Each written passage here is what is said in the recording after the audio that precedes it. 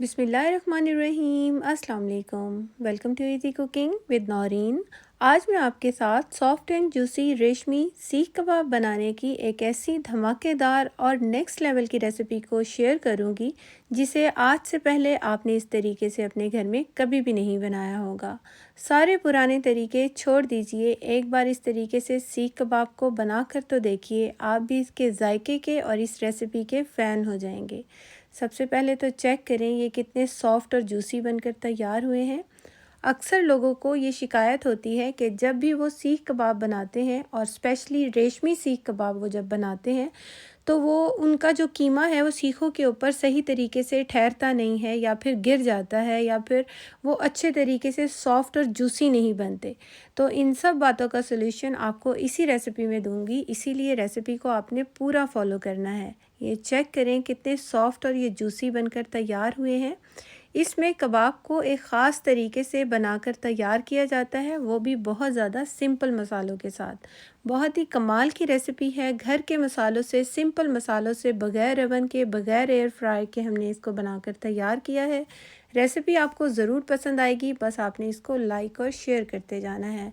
यहाँ पर मैंने एक चॉपर मशीन के अंदर 2 अदद प्याज ऐड किए हैं, मोटे मोटे से काट कर, और 3 इंच का अदरक का टुकड़ा डाला है, 8 से 10 लहसुन के जवे डाले थे, 6 से 7 हरी मिर्ची ऐड कर दी हैं, हरा धनिया और पुदीना ऐड किया है बारीक कटा हुआ, तकरीबन 2-2 टेबलस्पून के करीब है।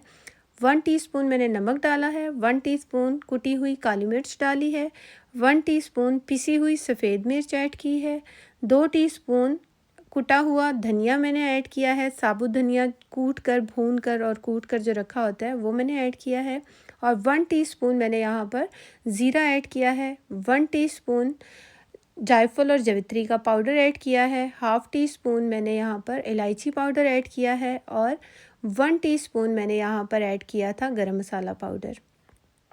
और अब हम इसके अंदर कीमा ऐड कर देंगे चिकन का। थाई पीस का ये कीमा है और हाफ़ केजी कीमा है, इसको मैंने ऐड कर दिया है। और इसे ऐड करने के बाद यहाँ पर इसके अंदर मैं ऐड कर रही हूँ 2 टेबलस्पून नारियल, पिसा हुआ नारियल जिसे नारियल का बुरादा भी बोलते हैं, इसे मैंने ऐड कर दिया है। और अब मैंने यहाँ पर एक ब्रेड का स्लाइस लिया है, इस तरह से तोड़कर हमने इसको भी ऐड कर देना है। ब्रेड डालने से कबाब बहुत सॉफ्ट भी बनते हैं और इसकी बाइंडिंग भी बहुत अच्छी आती है, और नारियल डालने से इसका जायका बहुत ही अमेजिंग बनता है। अभी आप आगे आगे देखते जाएं, इसका एंड रिज़ल्ट देख के तो आप वाकई हैरान हो जाएंगे। इसको हमने अच्छी तरीके से पीस लेना है। यहाँ पर अच्छे तरीके से हमने सारी चीज़ों को कंबाइन कर लिया है, ये देखिए पीस लिया है। और इतना अच्छा ये पिसा हुआ होना चाहिए कि आपके हाथों के ऊपर ये चिपके ना। इस तरह से ये देखें, हाथों के ऊपर चिपक भी नहीं रहा, इसकी बाइंडिंग बहुत अच्छी हुई है। इसको मैंने एक अलग बर्तन में निकाल लिया है, बड़े बोल में निकाल लेंगे, और इसके बाद हम इसके अंदर ऐड कर देंगे 1 tablespoon soya sauce. Dark soya sauce add करना है, जो कि इसके फ्लेवर को और ज़्यादा मज़ेदार बनाएगा।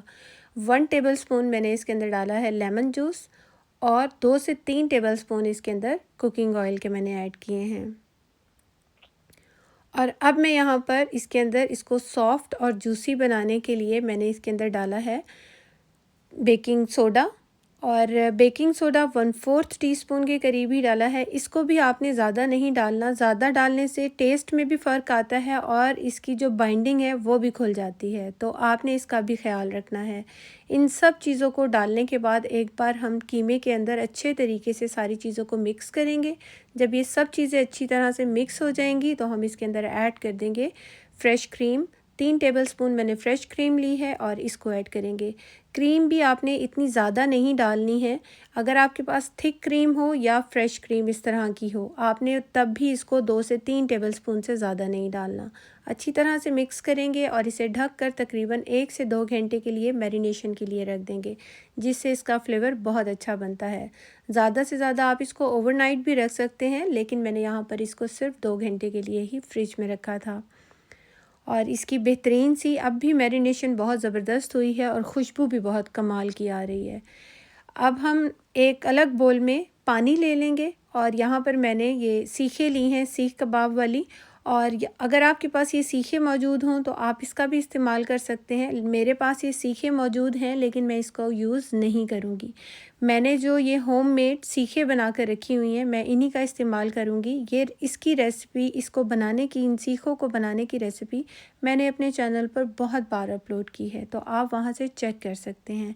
अगर आपको फिर भी नहीं मिलेगी या फिर आपको नहीं इसका तरीका समझ में आएगा तो आप मुझे दोबारा बताइएगा कमेंट में, मैं आपको दोबारा इसको बनाना सिखा दूँगी। यहाँ पर हमने एक सीख ले ली है, उसके ऊपर हल्का सा पानी लगाएंगे और फिर हमने एक कीमे का पोर्शन उठाना है, इतना जितना आपने कबाब को बनाना है। मैं बहुत ज़्यादा बड़े बड़े कबाब नहीं बना रही हूँ, बस इतने साइज़ में मैंने सारे कबाब को तैयार कर लेना है। और हाथों की उंगलियों को गीला करेंगे और उसके बाद हम इसे उंगलियों के निशान डालते जाएंगे कुछ इस तरह से, ये देखें। और जब आपने कबाबों को सीखों के ऊपर सेट करना है, जो उसका एंड वाला हिस्सा होगा, टॉप वाला हिस्सा होगा, दोनों को आपने फिक्स कर लेना है अच्छे तरीके से। इससे भी कबाब खुलते नहीं हैं, इसकी बाइंडिंग बहुत अच्छी रहती है। ये देखें, इस तरीके से हमने सारी सीखों को तैयार कर लेना है। और यहाँ पर अब हमने चूल्हे की आंच के ऊपर इन सीखों के ऊपर एक अच्छा सा ग्रिल मार्क दे लेना है। जैसे कि कोयलों के ऊपर हम कबाब को जब सेकते हैं तो उसके ऊपर ग्रिल मार्क आते हैं, जस्ट हमने वो ग्रिल मार्क देने हैं। इतना हमने इसको पकाना है कि हाफ टन हो जाए। 1 मिनट के लिए आपने चूल्हे के ऊपर इस तरीके से इसको आगे पीछे करते हुए पूरे सीख कबाब को आपने सेक लेना है। और इसके बाद ये देखिए, आसानी से इसको सीख के ऊपर से हम उतार लेंगे। देखें कितनी आसानी से और कितना ज़बरदस्त ये बनकर तैयार हुआ है और बिल्कुल भी नहीं टूटा। ये देखें, बेहतरीन सा बना है। इसी तरह से हम सारे कबाबों को तैयार कर लेंगे। अगर आप मेरी रेसिपी को देखते हुए यहाँ तक पहुँच चुके हैं तो यकीनन आपको ये पसंद भी आ रही होगी। तो मुझे कमेंट में बताइएगा कि आपको मेरी रेसिपी कैसी लग रही है। लाइक करना मत भूलिएगा और ये भी बताइएगा कि आप कौन सी सिटी से और कौन सी कंट्री से मेरी रेसिपी को वॉच कर रहे हैं। यहाँ पर मैंने ये सारे सीख कबाब बना लिए हैं। ये चेक करें कितने जूसी और सॉफ्ट बने हैं। ये देखें, आपको मेरे हाथ में लेने से ही इसका अंदाज़ा हो रहा होगा। ये देखें कितने सॉफ्ट बनकर तैयार हो रहे हैं। इतना नेक्स्ट लेवल की इस टाइम पर इसकी खुशबू आ रही है ना, बहुत ही कमाल के बनकर तैयार हो रहे हैं। अब हम एक फ्राई पैन ले लेंगे और उसके अंदर 1 से 2 टेबलस्पून मैंने ऑयल के डाले हैं और उसको ऑयल को हमने हल्का सा गर्म करना है। इसके बाद सारे कबाब रखने हैं और 2 से 3 मिनट के लिए हमने इसको लो फ्लेम पर टॉस करते हुए हमने इसको पका लेना है। कबाब को इतना फ्राई करना है कि अच्छे से कुक हो जाएं, लेकिन इसको बहुत ज़्यादा डार्क नहीं करना, बहुत ज़्यादा ओवर कुक नहीं करना, उससे भी इसका मॉइस्चर ख़त्म हो जाएगा और ये सख्त हो जाएंगे। यहाँ पे 2 से 3 मिनट ही मैंने कबाब को फ्राई किया है और इसके बाद ये चेक करें, मैंने कबाब को निकाल लिया है। मैं यहाँ पर फ्राई पैन में इसको कर रही हूँ, आप यही सारा तवे के ऊपर भी कर सकते हैं। सारे कबाबों को हमने इस तरीके से फ्राई कर लेना है। ये चेक करें क्या बेहतरीन ये बनकर तैयार हुए हैं। और जब सारे कबाब अच्छी तरह से फ्राई हो जाएंगे तो मैंने इसको चारकोल का धुआं दिया है, यानी स्मोकी फ्लेवर लाने के लिए, ताकि ये एक्चुअल में ही लगे जैसे कि हमने इसको अंगीठी पे बनाया है या फिर इसका बारबेक्यू पे ये तैयार हुए हैं।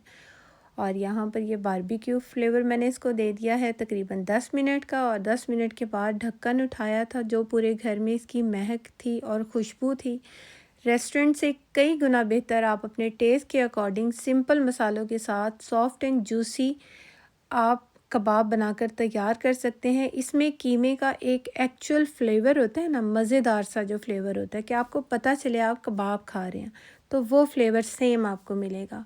अक्सर आपने रेस्टोरेंट वगैरह पर या बाहर से जब भी कबाब वगैरह टेक वे से मंगाते हैं तो उनके कबाब चेक करें, वो इस तरह से होते हैं बिल्कुल, मतलब कि वो उनको थोड़ा सा खींच के ही तोड़ा जाता है, यानी कि वो बिल्कुल इतने लचकदार होते हैं कि वो टूटते ही नहीं है। वो अजीब सा उनका वो होता है, इतनी उन्होंने चर्बी डाली होती है, चाहे वो चिकन के हों चाहे वो मटन बीफ के हों, इतनी चर्बी का वो इस्तेमाल करते हैं।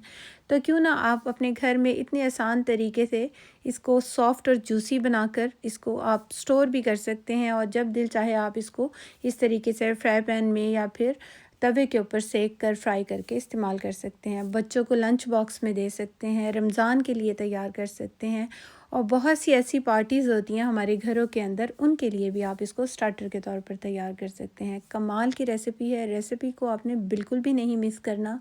फुल वॉच कर लिया तो इसको आप सेव कर लें। इसी को आपने पूरा देखते हुए अगर एक बार भी बना लिया ना, तो आप इसके जायके के दीवाने हो जाएंगे। होपफुली आपको ज़रूर पसंद आई होगी ये रेसिपी। Thanks for watching. अल्लाह हाफ़िज़।